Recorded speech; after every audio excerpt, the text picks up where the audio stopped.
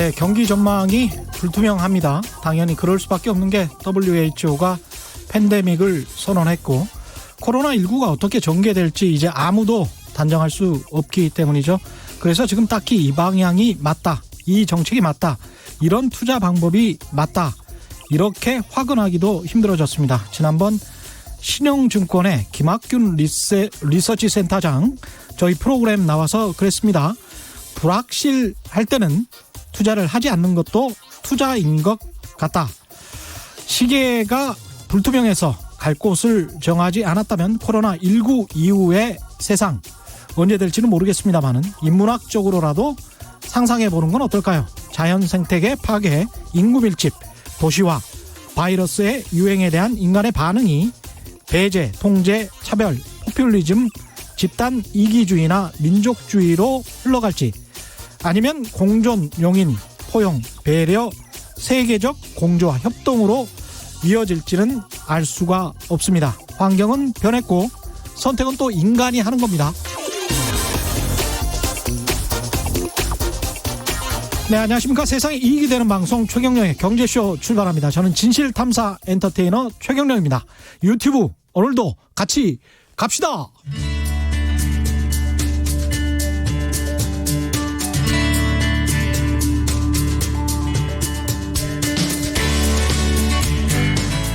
경제방송 아무거나 들으면 큰일 납니다.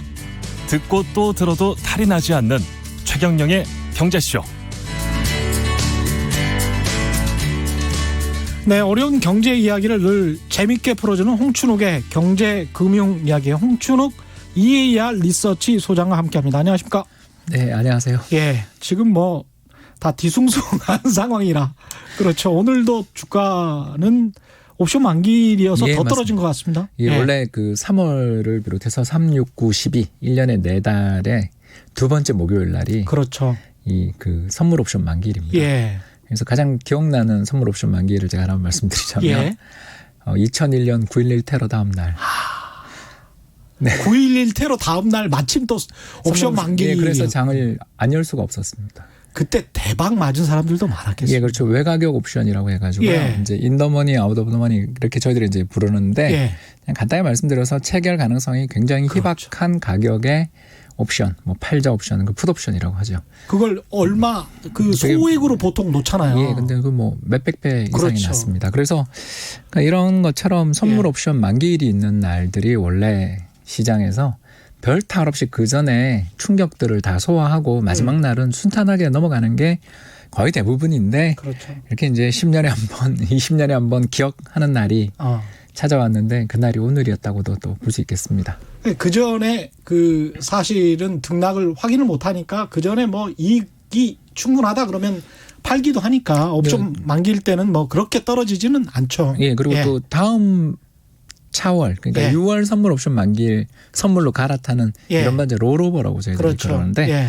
이런 롤오버를 통해 가지고 또 이익을 얼마든지 연장시킬 수도 있고 그렇기 그렇죠. 때문에 예. 오늘 당일 그렇게 꼭 결제할 이유는 없는데 그렇습니다. 이렇게 간밤에 미국에서 드디어 이제 WHO가 팬데믹 선언하고 참 걱정했었는데 예.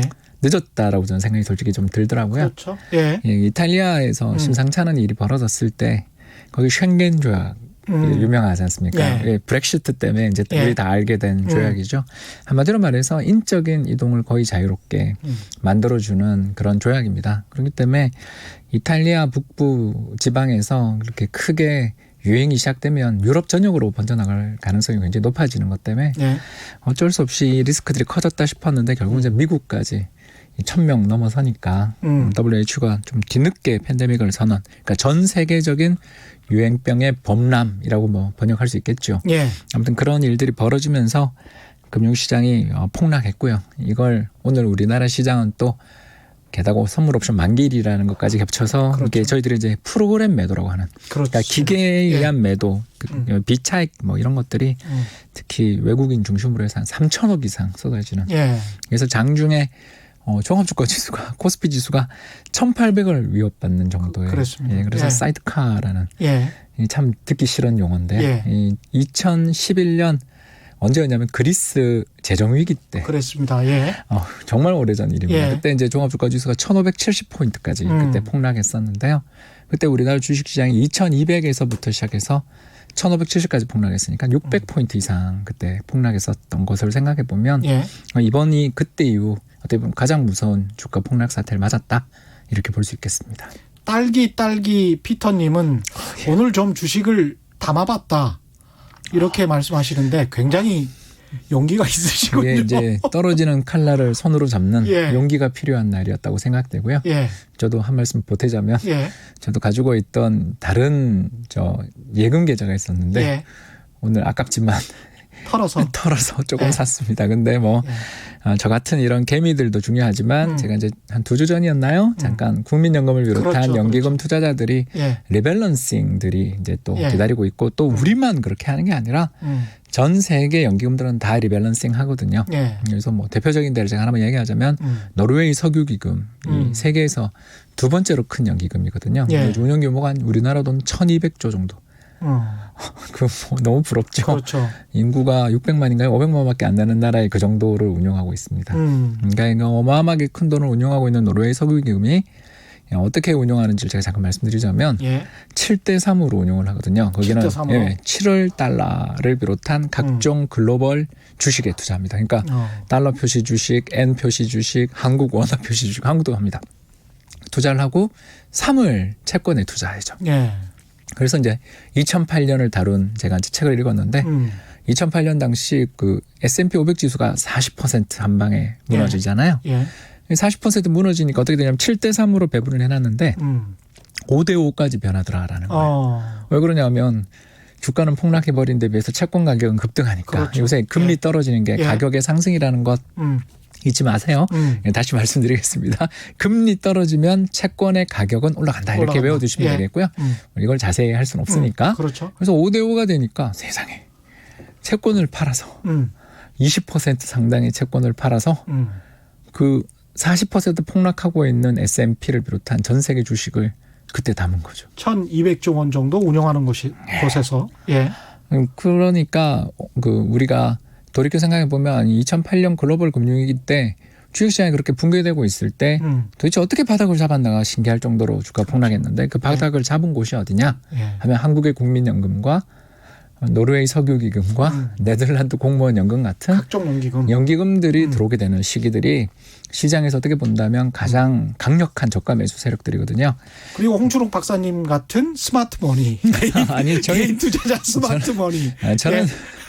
저는 이제 작은 돈이지만 아까 말씀드렸지만 그 달러 예금을 많이 예. 보유하라고 늘 말씀드리잖아요. 예, 그렇죠. 그래서 오늘같이 이 환율이 1달러에 대한 우리 원화 환율이 하루에 10몇 원씩 오르는 날들이 출현하게 될 때 예. 그러니까 이게 좀 공포가 시장을 지배한 날이잖아요. 달러가 최고야. 사실 그날은 좋은 것도 없어 보이는데 예. 달러가 최고야. 또 뭐 엔이 최고야 이러면 예. 엔이 엄청 강세죠, 그죠? 예. 그래서 이런 이 해외에서 이른바 안전자산 통화를 좀 보유하고 계시는 분들은 그렇죠. 오늘 같은 날에 이제 리밸런싱 아까 제가 말씀드린 예. 가격이 상승한 자산을 조금 차익 실현 이익을 예. 냈으니까 차익 실현하고 손실이 크게 확대된 자산 그러나 장기적으로 전망이 밝다 생각되는 자산을 예. 조금 담아두는 연기금만 꼭 그렇게 할 수 있는 게 아니라 그렇죠. 우리 개미들 스마트머니가 되고자 하는 개미 투자자 개인 투자자도 이런 점이 있다라는 것 이번 사례가 예. 참 저는 많은 공부 교보제가 되지 않나? 그렇습니다. 그리고 이제 그 어느 정도 포션으로 들어갔는지 그것도 좀 말씀해 주시면 왜냐면 아니 제가 이게 또 탐욕스러워질 수도 있고 그다음에 너무 공포스러워질 수도 있는데 인간이 탐욕과 공포 우리가 다 배제를 해야 되잖아요. 그래서 이렇게 떨어지는 칼날에 확 또 들어가지는 않으셨을 거 아니에요? 100% 뭐 이렇게 딱 현금으로 지금이 밑바닥이야. 그래서 나는 다 너 이렇게 하지는 않으셨을 것 같고.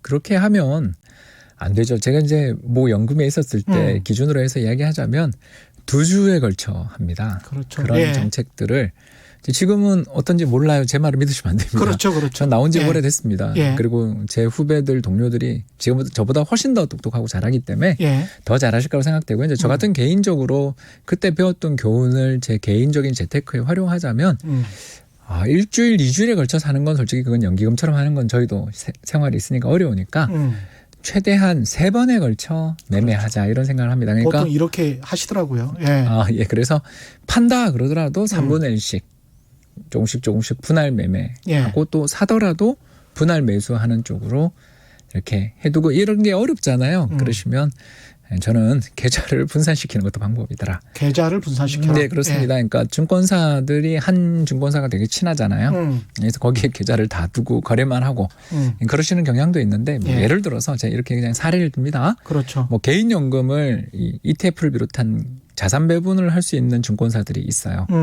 아시죠? 그래서 예. 개인연금을 운용을 ETF에 상장지수 예. 펀드처럼 개별 종목만 못할 뿐이지 다 할 수 예. 있거든요. 그렇죠. 그렇게 펀드에 예. 운용을 할 수 있습니다. 연금 펀드라고 들어보셨을 겁니다.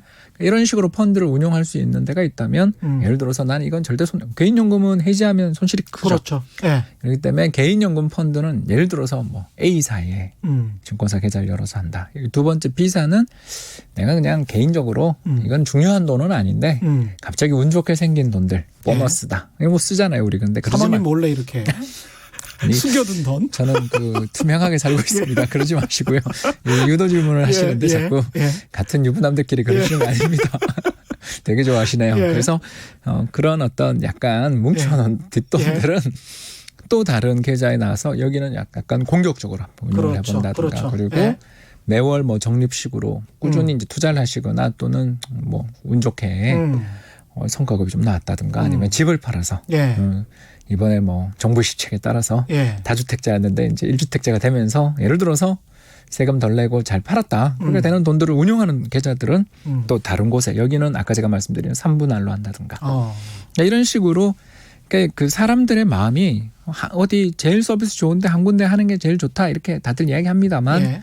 사실 잊어버린 듯 들고 있어야 좋은 계좌들도 있더라. 예.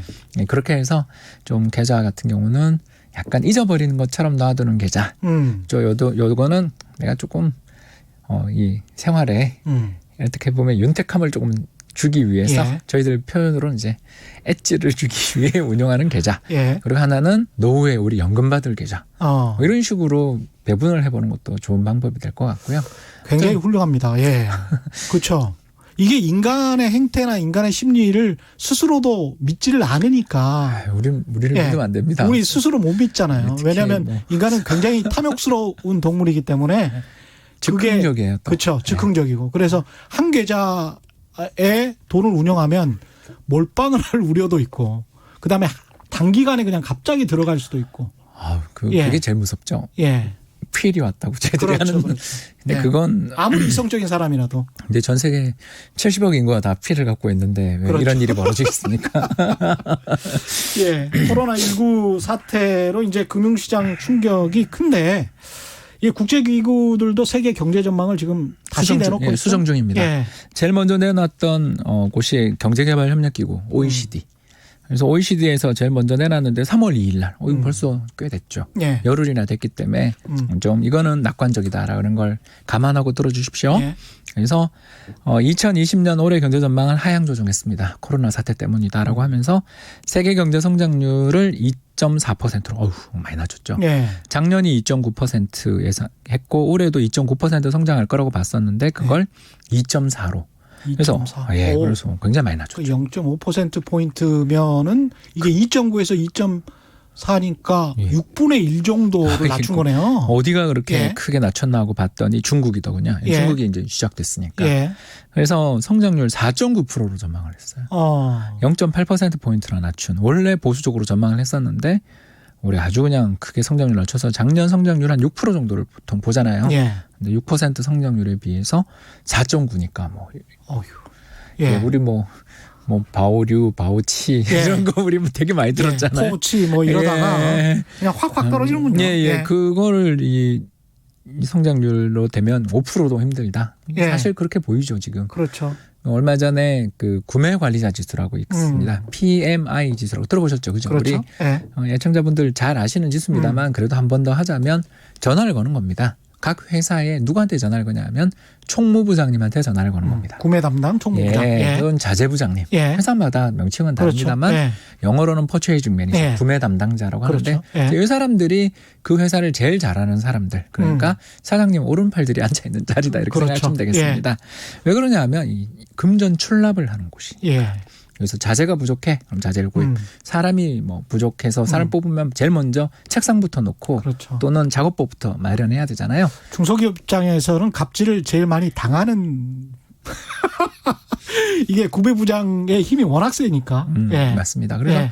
이런 PMI 지수나 이런 것들을 봤는데 세상에 이게 100명에게 설문조사를 하면 50명이 낙관적으로 보고 예. 50명이 비관적으로 본다 그러면 50입니다. 그렇죠. 아주 쉬운 지수입니다. 예. 근데 이번에 35가 나왔어요.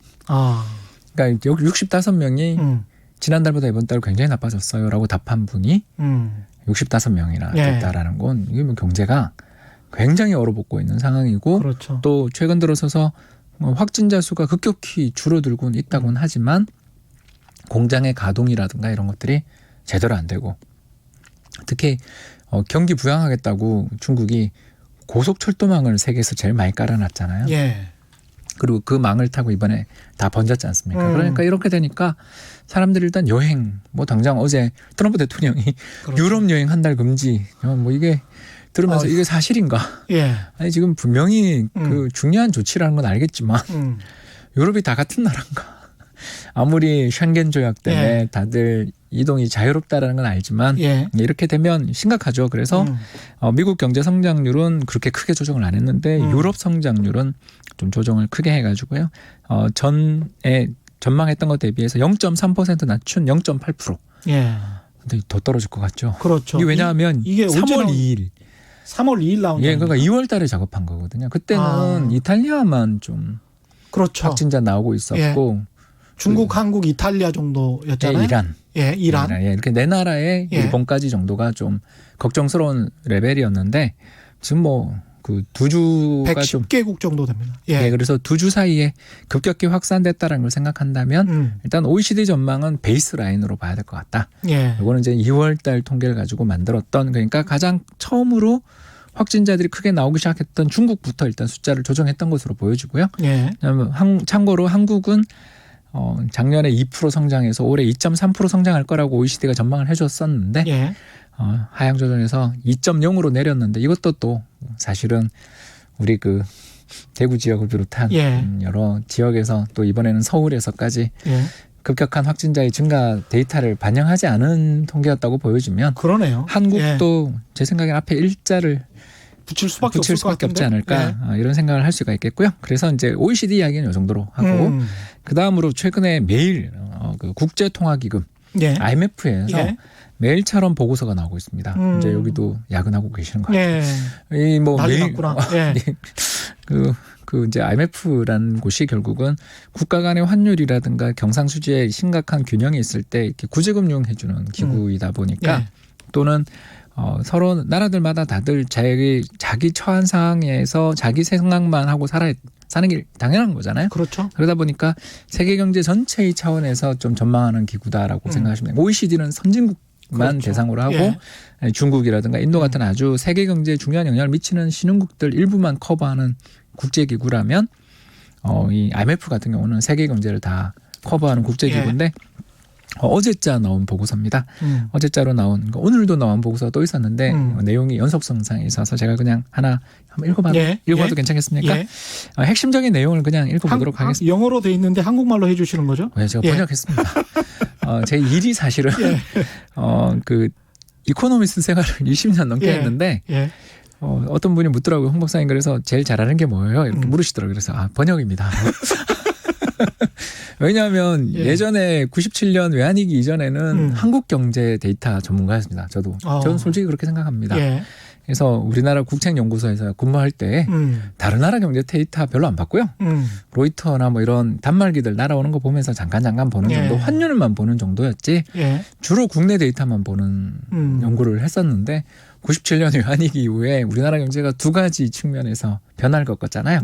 첫 번째가 오늘 주식시장에서 외국인이 8천억 파니까 주식시장이 3%가 폭락하는 걸 봤지 않습니까?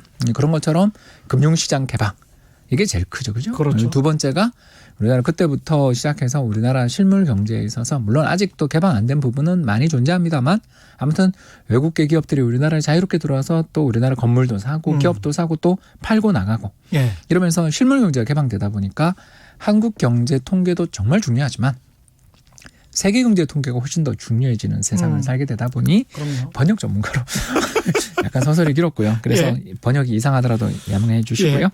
자, 시작하겠습니다. 예. 코로나19, 코비드19는 과거의 경험에 비춰볼 때 공급과 수요 양 측면에 걸쳐 상당한 충격을 줄 수밖에 없는 요인이다. 벌써 이렇게 딱 예. 이야기합니다. 그러니까 공급이라는 건 중국을 지금 벌써 지치고 있는 예. 거라고 볼 수 있겠고 또 원유 가격 폭락 사태에서 보는 것처럼 수요. 예, 수요단에도 큰 영향을 미친다라는 걸 지금 이야기하는 거고요. 그래서 예. 전염병 전염병 확산이 진정되기 전까지 뭐 팬데믹 선언했기 때문에 예. 일단 이거는 그냥 사전에 달아놓은 말이고요. 그렇죠. 공급자와 최종 소비자, 기업과 소비자 그리고 기업은 물론 근로자들의 경제적인 네트워크에 미칠 영향을 극복하기 위한 정부의 시급한 대책이 필요하다라고. 시급한 대책이 필요하다. 예. 네, 그래서 정책의 최우선적 목표는 일시적 충격. 그러니까 예. 이번에 발생한 전염병 충격은 죄송합니다. 예. 일시적인 영향을 미칠 수 있지만 이 일시적인 영향을 정부가 시장이 그냥 알아서 하세요 하고 내버려 두면 이게 항구적인 악영향으로 연결될 수 있다. 예, 그래서 예. 항구적인 악영향이 뭐냐라고 이야기하면 바로 구조적 실업. 구조적 실업. 예, 예. 구조적 실업 그리고 두 번째가 기업과 금융기관의 파산 위험. 금융기관까지 파산할 수도 왜냐하면 있다. 대출해 줬으니까. 예. 이것을 막아내는 것이 가장 중요한 우리의 목표다라는 그런 이야기를 하면서 4월에 이제 곧 성장률 전망이 발표될 텐데 크게 예. 하향 조정할 뜻을 밝힌 것으로 그렇죠. 보여집니다. 예. 그러니까 숫자를 내놓지는 않았지만 그 이 주장을 펼치는 주 근거 데이터들을 보는데 굉장히 무서웠습니다. 그러니까 두 가지를 크게 지적했어요. 첫 번째, 전 세계 주가 하락을 주도하는 것은 당연히 국제 유가의 하락인데 예. 유가 하락은 이 IMF 입장에서 볼 때 뭐 변동성이 커서 그렇다라고 볼 수도 있는데 예. 가장 IMF가 주목하고 보고 있는 것은 은행주 주가의 급락 사태는 이거 묵과할 수 없는 각국 정부들이 주의 깊게 쳐다봐야 되는 포인트다라고 그렇게 지적을 하더군요. 우리는 게다가 이제 사모펀드가 몇 군데가 안 좋아서 특히 은행주들이 되게 안 좋았었잖아요. 근데 엎친 데 덮친 격으로 이렇게 주가까지 폭락을 하고 있기 때문에 거기에 관한 물론 그 자기 자본 대비를 한 것은 맞죠. 우리나라 금융기관들이. 예, 요 대목에서 잠깐 이야기하지만 아직 작년 총괄 데이터는 아직 안 나왔고요. 예. 작년 3분기 정도까지 데이터를 한번 봤는데 예. 은행별로 다 살펴봤더니 예. 우리나라에서 급박한 충격이 예. 이거는 이제 아까 이야기한 것처럼 교통사고 같은 거니까 예. 잘 이렇게 신호등을 잘 보고서 건너가고 있었지만 갑자기 저 상대편에 오던 차의 브레이크가 잠깐 고장이 날 수도 있는 거고 이런 거 아니겠습니까? 그런 그렇죠. 일은 우리가 길거리를 아예 안 다니면 모르지만 다니는 동안에는 운 없이 한번 날 수 있는 사고다라고 볼 수 있겠고 예. 이번 이제 코로나19 바이러스 같은 사태도 이 비슷한 일이 과거에 얼마나 많았겠습니까? 사실은 예. 그렇지 않습니까? 그렇죠. 박쥐나 뭐 천상갑 어떤 동물인지 저도 모르겠습니다만 아무튼 야생 동물들이 몸에 좋다. 뭐가 뭐에 좋다 이런 말도 안 되는 예. 운동 열심히 하시면 될 걸. 그러니까 말이에요. 그걸 예. 꼭 먹겠다는 그런 예. 분들 우리나라에도 예전에 많았고 먹을 것도 별로 없을 것 같던데 그. 예. 또 징그럽기만 하던데요. 그죠? 근데 그런 걸 드신 분들이 과거에 예. 굉장히 많았는데 왜 이번에 했냐 하면 그걸 드신 분이 일종의 슈퍼 전파자셨던 예. 거잖아요. 그죠? 고립된 지역에서 그냥 사냥해서 드셨던 분들이야. 자기네 마을 고생하는 걸로 끝나거나 또 그분이 혼자 외딴 마을에 있었으면 아무 문제 없었을 그렇습니다. 일들인데 이게 굉장히 슈퍼 전파자셨고 또 그 일대를 또 제때 잘 대응하지 못하면서 우한이 또 교통의 중심지였고. 아까 이야기한 고속철의 예. 가장 중요한 핵심 거점입니다. 예. 그 삼국시대 때 오나라와 총나라가 마지막 순간까지 놓고 자웅을 펼쳤던 형주 땅이 바로 예. 그 유명한 양양성이 거기입니다. 예. 그리고 몽고군이 송나라를 점령하기 위해서 수십 년간에 걸친 전쟁을 펼쳐나가면서 몽케 칸부터 시작해서 쿠빌라이 칸까지 수명에 이르는 원나라의 황제들이 직접 친정을 해서 송나라를 무너뜨리려고 했지만 마지막 순간까지 저항했던 철벽의 요새가 바로 그 지역입니다. 예. 그러니까 그만큼 중요한 물길 교통의 핵심 예. 지역이라는 게 이번에 운이 없었던 거죠. 그런 이런 운이 없었던 그런 일들이 이제 이렇게 터졌을 때 이 문제를 대응하기 위해서 은행들이나 이런 사전에 세상에 이제 미리 준비를 해놓는 것들이 바로 BIS 기준 자기자본 비율이라는 그런 게 있습니다. 이게 뭐냐면 간단히 말씀드리겠습니다. 100조 원의 대출을 해주고 싶다. 왜냐하면 은행은 대출을 해줘야 돈을 버니까. 100조 원의 대출을 해주고 싶다면 그렇다면 당신은 주주의 자본, 자기 자본이라고 하는 게 그렇죠. 있습니다. 그러니까 그러면 이건 자기 돈인 거죠. 주주들이 증자해줬던 돈이거나 과거에 이익을 유보했던 돈입니다. 그렇죠. 이 자기 자본이 얼마 있어야 되냐 할 때 최소한 7에서 8%는 갖고 있어라. 이게 7, 8조. 예, 그래서 7, 8조 정도의 자기 자본을 가지고 있어라 그러는데 우리나라는 여러 보완 자본이라는 걸 확충해서 약 15조에서 14조 이상을 다 그렇죠. 가지고. 그러니까 이건 제가 봐서는 죄송합니다. 전당포입니다. 전당포. 우리나라 은행은 너무 보수적이다. 제가 모 은행 출신이라서 조금 이야기를 더 상세히 하고 싶습니다만 여기까지만 하고요. 그만큼 대출이 좀 위축돼 있는. 그러니까 우리나라는 오히려 신용경색 리스크들도 좀 있었던 거죠. 그러니까 부동산 담보 대출도 LTV DTI 규제로 인해서 상당히 적극적으로 못한 부분도 있었고요.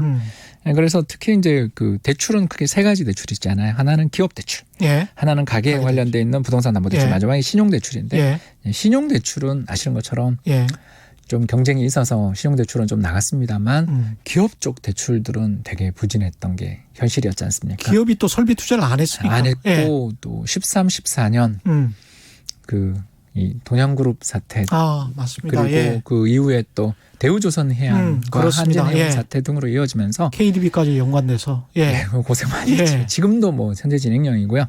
그런 일들이 벌어지는 가운데 은행들 입장에서 대출들을 적극적으로 공격적으로 아주 자기 자본 대비 과도하게 했다라고 보기는 좀 어려운 면이 있었고 그러네요. 그러다 보니 이런 악화된 수익성들을 잘 해결하기 위해서 은행이 할 수 있는 노력은 두 가지밖에 없잖아요. 첫 번째는 연체 안 나도록 잘 관리하는 거 이런 게 중요할 거고요. 왜냐하면 이자율도 낮은 때 연체 나면 큰일 나니까. 이제 두 번째가 다른 수익원을 발굴. 그게 이제 사모펀드 사태들이 여기에서 시작됐다고도 볼 수 있고 또 DLS. 그러네요. 그러니까 이게 왜 어디서 이런 일이 시작됐는가를 생각해 보면 결국 우리나라 은행들이 2008년, 2009년 글로벌 금융위기 때 좀 많이 놀랐고 또 그 뒤 2010년, 11년에 있었던 저축은행 사태 혹시 기억나시죠? 그렇죠. 거기에 이번에 13년부터 14년 사이에 있었던 대우조선해양이라든가 한진해운 또는 동양그룹 사태 등 여러 좀 주요 그룹, 일부 그룹과 또 기업들에 있어서의 문제들까지 겹쳐 있었던 것들이 이 트라우마를 좀 줬던 거죠. 그래서 굉장히 보수적으로 운용을 해왔기 때문에 근데 우리만 그런가 하고 싶어서 사실 오기 전에 미국 데이터도 봤는데 우리가 미국보다 BIS 기준 자기 자본 비율이 더 높더라고요. 우리가 그래서 미국은 한 14.5% 정도 되는데 우리는 더 높은 15%에 가까운. 그렇죠. 그래서 미국보다 한국 은행들이 더 건전한. 게다가 이제 미국 은행들은 그 금융위기 이전에는 그 정도까지는 아니었었잖아요. 아니었습니다. 아니었죠.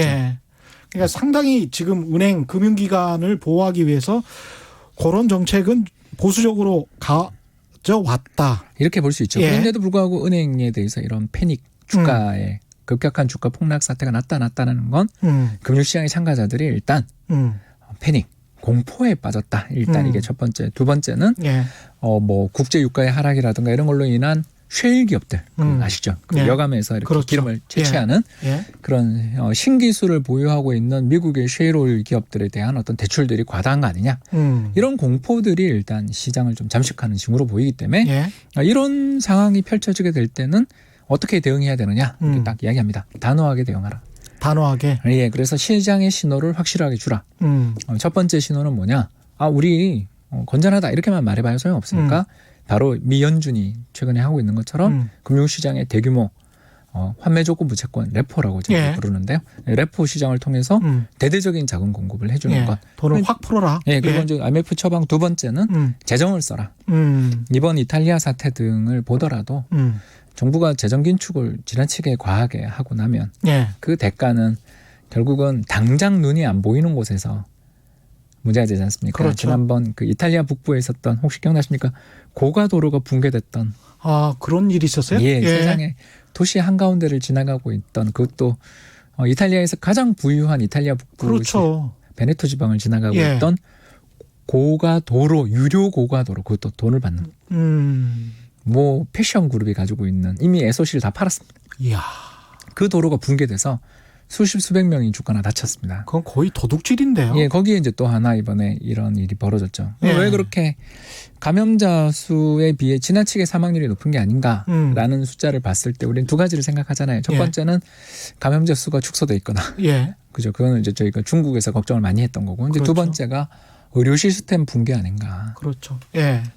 즉 쉥겐 조약으로 음. 사람들이 자유롭게 국경을 떠나다닐 수 있게 될 때 다른 나라 가서 얼마든지 높은 연봉을 받을 수 있다고 생각되는 사람들이 굳이 경기가 나빠지고 또 공무원 신분이잖아요. 그 의료 인력들이 예.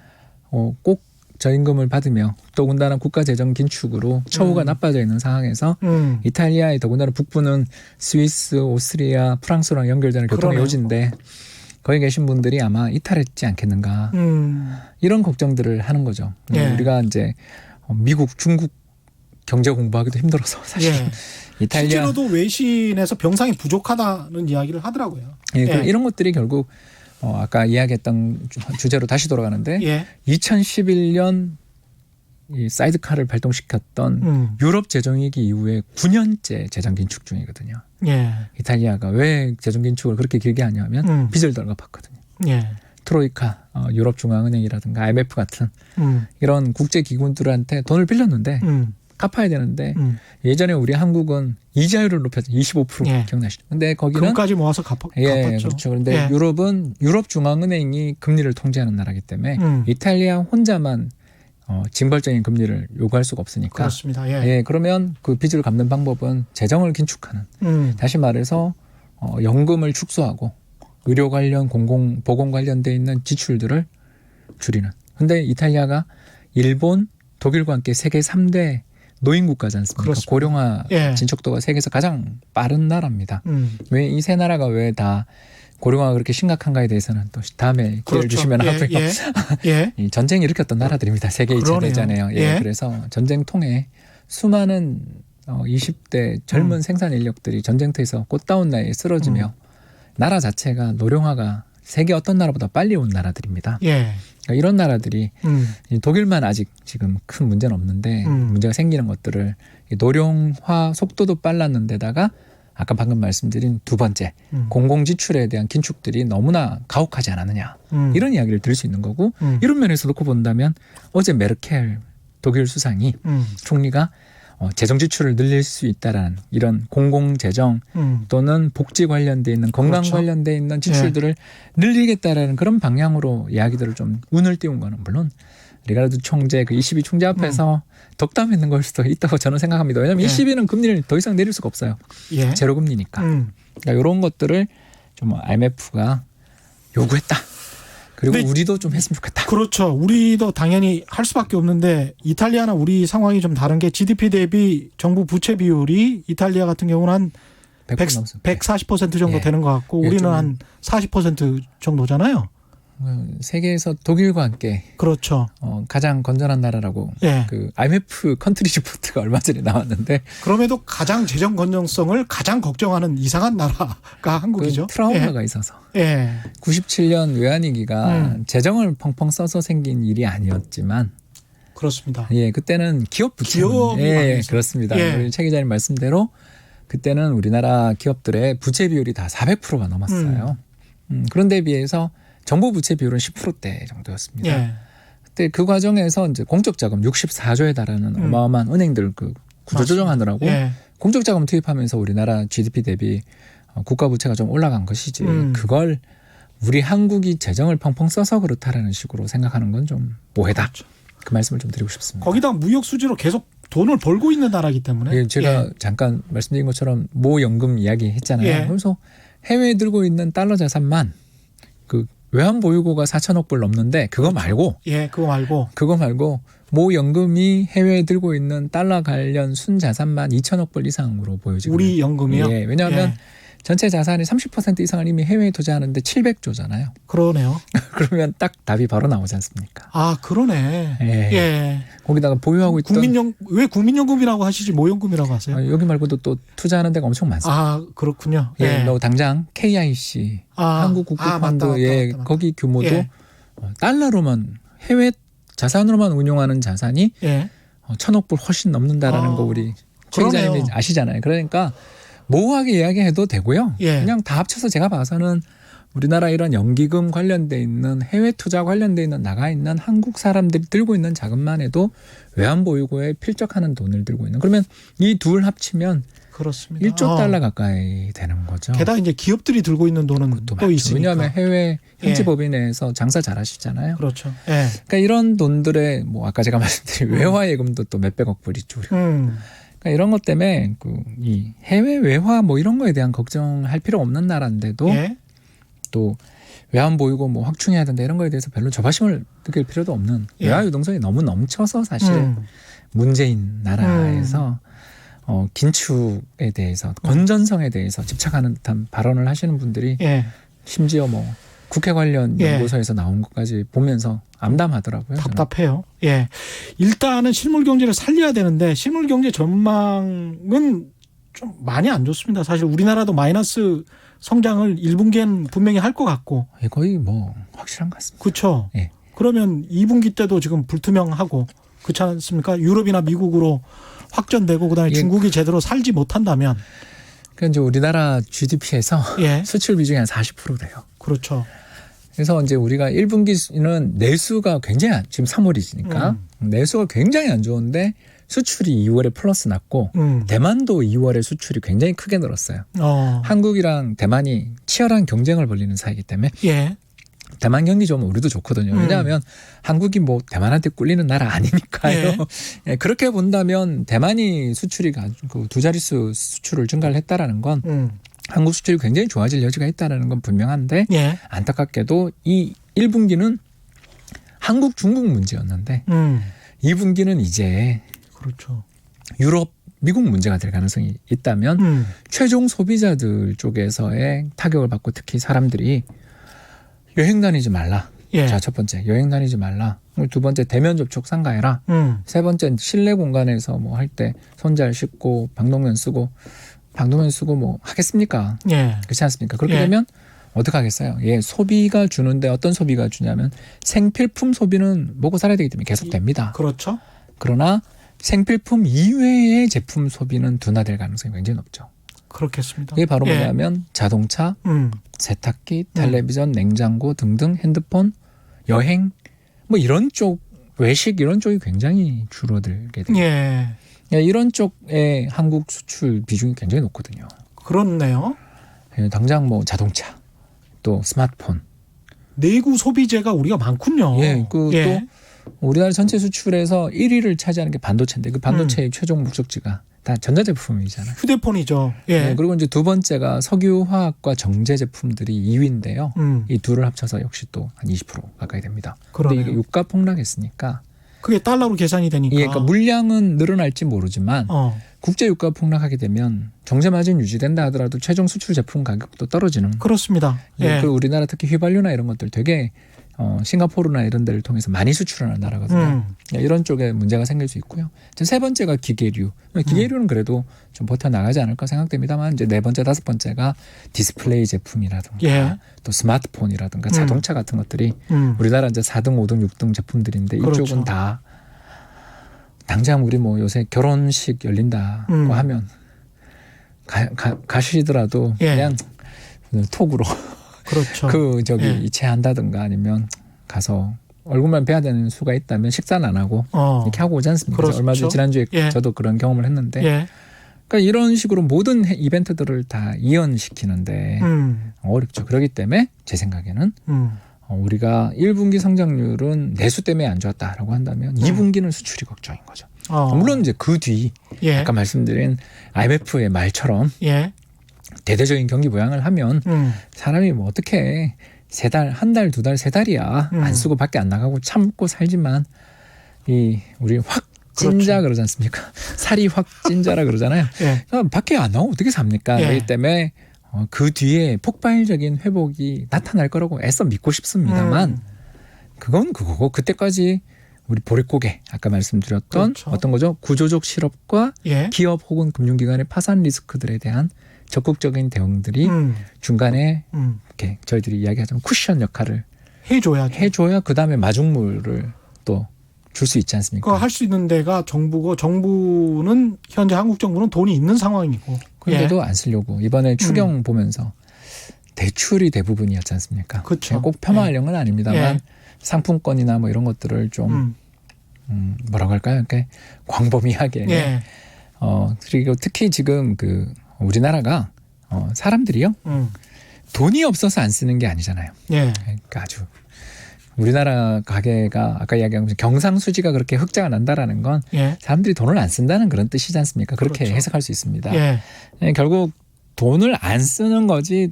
그러니까 아주 저소득층들 분들 위한 기초소득의 보장이라든가 이런 것들을 반대한다는 뜻이 아니고요. 지금 현재 가장 문제가 되는 것은 뭐냐면 구조적 실업과 자영업자 사업하시는 분들입니다. 그분들한테 돈이 가게 해줘야죠. 해줘야 되는데 예. 사람들이 아무도 밖을 안 나가서 안 쓰는 거거든요. 예. 자, 이럴 때 어떻게 해야 되겠는가? 음. 뭐 이렇게 생각해 본다면 답이 저는 좀 보이지 않나. 그렇습니다. 그렇습니다. 그래서 우리 지금 뭐 마스크부터 시작해서 좀 되게 복지 쪽 의료 관련 행정 관련해서 많은 부족함들을 느꼈잖아요. 예. 그러면 이런 쪽에 돈을 좀 쓰고요. 더 나가서 기업들과 이쪽도 우리나라 금융기관들은 튼튼하니까 예. 유럽이나 이런 데는 모르겠습니다만 우리나라의 자영업자들이랑 기업 쪽에 대해서 어려움을 겪는 기업들에 대해서 정부가 적극 지원을 좀 해주고 자금 지원뿐만 아니라 우리나라 법인세율 세계에서 제일 높은 편이잖아요. 그렇죠. 예, 그런 것들 좀 공제 이런 것들. 뭐 당장 미국 같은 경우는 감세 지금부터 하겠다고 급여세 급여세 감세를 지금부터 하겠다 예. 또는 뭐 환급 이런 거 관련돼 있는 세무 절차부터 벌써 들어가겠다라고 할 정도인데 물론 이제 올해 11월에 대통령 선거를 앞두고 계시니까 예. 더 급하셔서 그러겠죠. 예. 그렇다 하더라도 아무튼 저거 잘 되겠냐라는 의문은 저도 있습니다만 그래도 지금은 쇼라도 해야 되는. 그러니까 보여주기 식의 행정이라도 해야 되는 그런 상황인데 너무 점잖다 우리는. 09년도에 그 대만에서 제 기억이 이제 상품권을 일괄적으로 전 국민한테 지급해서 한 15만 원 어치씩 지급해 가지고 뭐 1월 달에 지급했는데 한 9월 달까지 무조건 써라. 맞습니다. 그래서 그걸 다 써서 대만의 경제 성장률이 조금 높아진 게 있었었고 일본도 오바마 있습니다. 정부 때도 예, 그때는 푸드 쿠폰. 예, 푸드 쿠폰. 푸드 쿠폰도 있었고 그다음에 자동차 네. 사라고 해서 그 한 녹색- 1,000불씩 줬던 예, 거 있잖아요. 맞습니다. 또 중국 같은 경우는 이구환신. 예. 그래서 오래된 차들 사면 그랬죠. 저 팔고 왜냐하면 연비가 안 좋으니까. 그렇죠. 우리나라 같은 경우에도 사실 중국이나 해외에서 오는 미세먼지 요인이 꽤 일부 있다는 연구 결과를 봤지만 우리나라 내에서도 뭐 예를 들어서 전기차라든가 사실 디젤차 바꾼다고 할 때도 사실상의 현금 지급을 한 했었어요. 거죠. 그런 것처럼. 예. 예, 그런 것처럼 이 돈이 우리 어차피 이제 인터넷으로 살 수 있지 않습니까? 그렇죠. 그러니까 예. 이제 비대면 접촉할 수 있는 방법은 많으니까 그렇죠. 돈을 기업들에게 뿌려줄 수 있게 기업들에게 뿌려줄 수 있게끔 그런 돈들을 좀 소비 했으면 진작을 할 수 있게 예, 일단 그래서- 가서 써야 되니까. 물론 그러니까 전통시장도 살려야 되지만 거기만 쓸 수 있는 상품권을 준다든가 이런 것들보다는 그러네. 좀 범용 우리나라 예. 지금 그 음. 제가 이제 어디 모처 이야기를 잠깐 하자면 관광의 메카였어요. 예. 그래서 최근에 우리나라 어떤 지역이 예, 그 최근에 가장 유명했던 게 마라 관련 매운 음식들. 예, 예, 예. 그 음식점 연지 3달 정도 된 집이었는데 문 닫았더라고요. 예. 너무 운이 없는 거죠. 음. 꽤 투자도 많이 한. 예. 길거리 사람이 없습니다. 어. 자, 이런 상황에서 음. 뭐라도 해야 되는데 효율적으로 했으면 하는 마음은 갖고 있지만 그렇죠. 일단 제 생각은 그렇습니다. 음. 타이밍을 놓친 다음에는 음. 아까 이야기했던 것처럼 IMF가 이야기했던 것처럼 그렇죠. 영구적 충격을 준 다음에는 소잃고 외양간을 고치는 꼴이 될 수도 있지 예. 않습니까? 예. 경제라는 소를 살려야죠. 그렇죠. 예. 그렇지 않습니까? 송아지도 그렇죠. 넣고 예. 우유도 짜낼 수 있어야 됐다면 예. 지금 음. 좀 스트레스를 받고 있고 음. 우리에서 바람이 새고 있다면 음.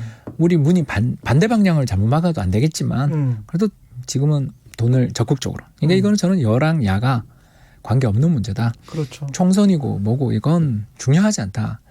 저는 어떻게 보면 이런 거에 대해서 잘 대응하시는 분들이 이번에 표를 얻을 수 있는 방법 아니냐. 그렇죠. 왜냐하면 바이러스 같은 전염병이 지금 꼭 민주당이 집권했을 때만 오라는 법이 없어요. 지금 거의 상시적으로 몇 년에 한 번씩 오는 주기이기 때문에 2015년 잘 뭐 생각을 메르스 하셔야 될 것 사태는 뭐 예. 어디 정권을 가리고 온 게 아니지 않습니까?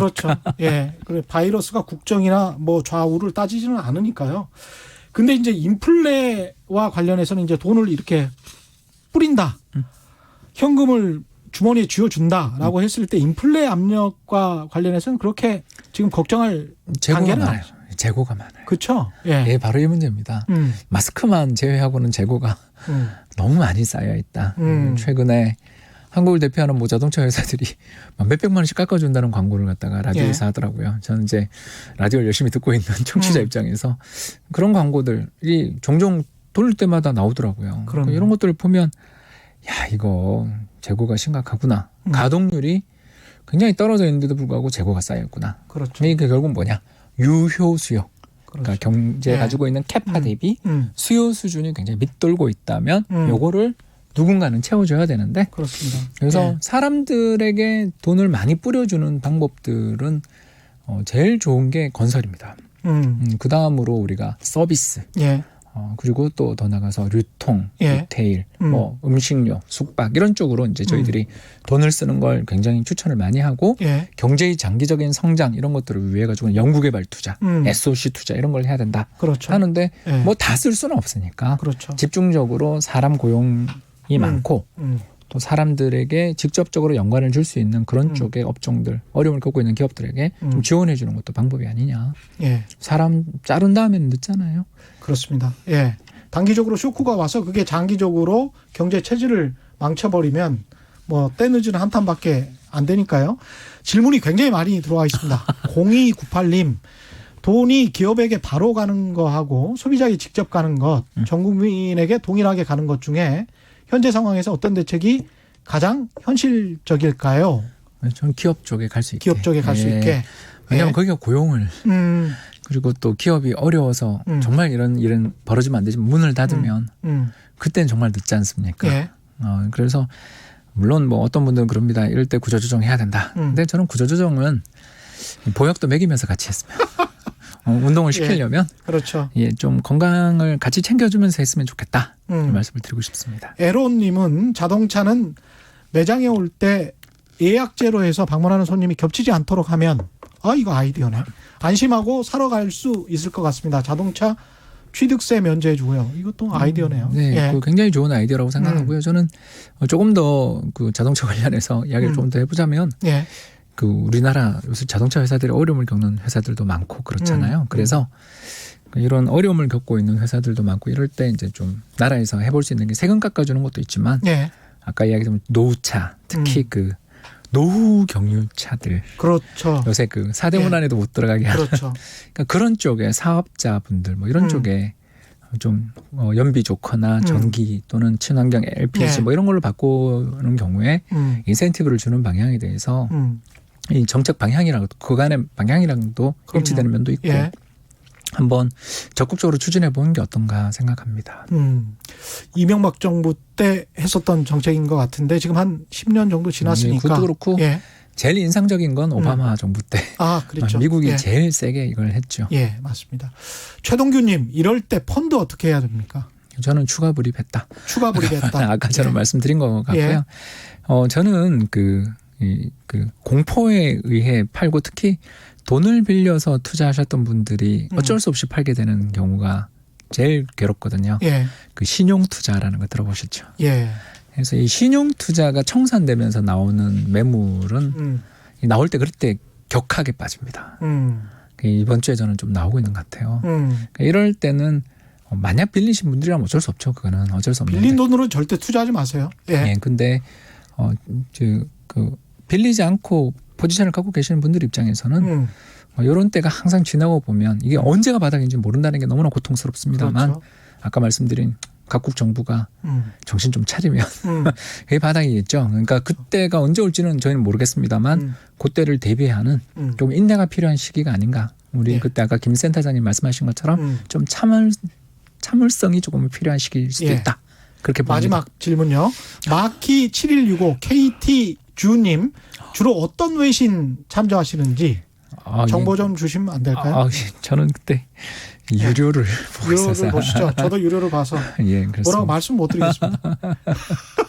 요새 다 외신들이 예. 유료로 다 바꿔가지고 그렇죠. 예, 그래서 좀 쓸만한 경제 뉴스들은 다 유료로 가고 있는 것 같아요. 예. 그죠? 그래서 이런 부분이 조금 안타깝습니다. 오늘 그래서 광고가 될 것 같아서 말씀 못 드릴 것 같네요. 그러네요. 예, 오늘 말씀 감사합니다. 지금까지 홍춘욱 EAR 리서치 소장과 함께했습니다. 고맙습니다. 감사합니다. 예, 저희가 준비한 최경영의 경제쇼 여기까지고요.